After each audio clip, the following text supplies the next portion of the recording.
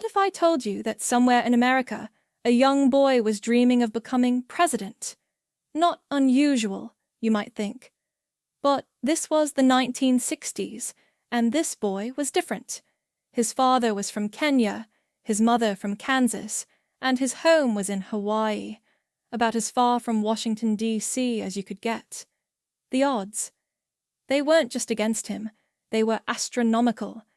But this boy would grow up to become Barack Hussein Obama, the 44th President of the United States, and a living testament to the power of dreams. Before we dive into this extraordinary journey, take a moment to think. What's the biggest dream you've been told was impossible? Hold on to that thought, because by the end of this video, you might just believe in impossible dreams again. August 4th, 1961. While the world was caught in the tensions of the Cold War, on a small island in the Pacific, a story of hope was just beginning. Barack Obama was born into a world that wasn't ready for him, a world where the color of his skin would often matter more than the content of his character. His father, Barack Obama Sr., was a brilliant Kenyan economist who had come to America in search of education. His mother, Stanley Ann Dunham, was a free-spirited young woman from Kansas with a deep belief in equality and justice. Their love story was as unlikely as it was brief. When Barack was just 2 years old, his father returned to Kenya, leaving behind a son who would spend years trying to understand his identity. But while others might see this as a tragedy, it became the foundation of his strength, thanks to 2 remarkable women. His mother, Anne, wasn't just a parent. She was his first teacher of compassion and justice. She would wake him at 4:30 a.m. to study, telling him, "This is no picnic for me either, Buster." But these early morning lessons weren't just about academics. They were about understanding that excellence requires sacrifice. In the 1960s and 70s, when Barack was growing up, America was going through profound changes.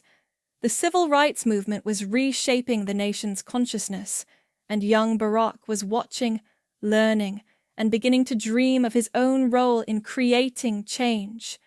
Growing up in Hawaii, young Barack, or Barry, as he was known then, faced a unique challenge. He was often the only black student in his class, navigating a complex racial identity in a place where he didn't quite fit in anywhere.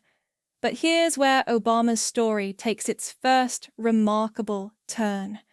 Instead of letting his differences isolate him, he began to see them as his greatest strength. He learned to bridge different worlds, to understand different perspectives, and to find common ground with people from all walks of life. I learned to slip back and forth between my black and white worlds. One of those tricks I had learned. People were satisfied so long as you were courteous, and smiled, and made no sudden moves. When Barack arrived at Occidental College in Los Angeles, he was still searching for his purpose.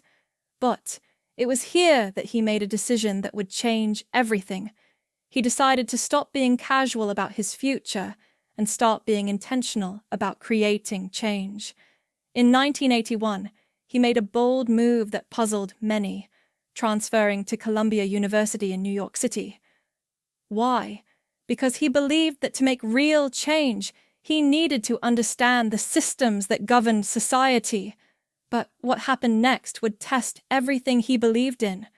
Imagine giving up a comfortable corporate job to become a community organizer in one of Chicago's poorest neighborhoods.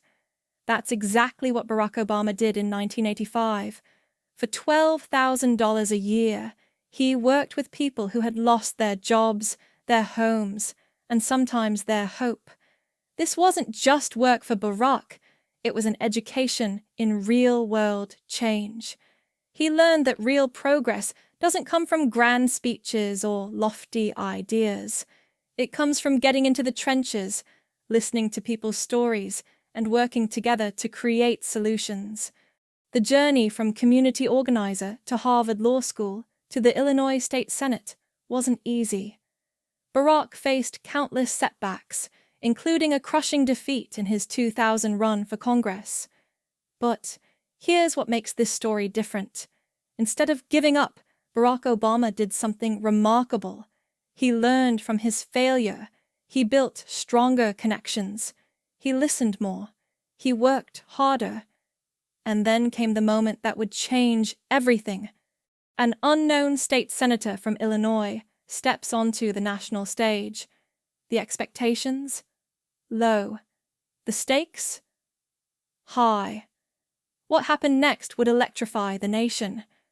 There's not a liberal America and a conservative America. There's the United States of America. These words didn't just launch a political career, they launched a movement.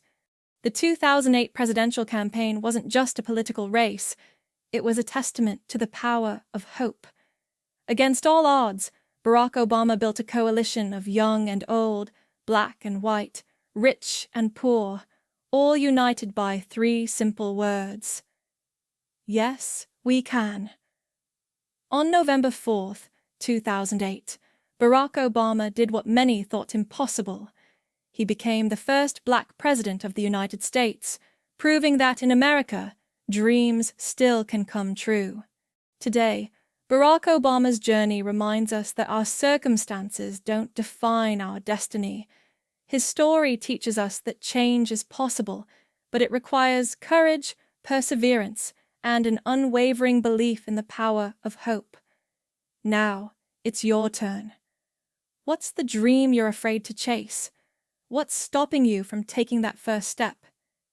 Share your dream in the comments below, because just like Barack Obama, your story of hope and change begins with daring to dream.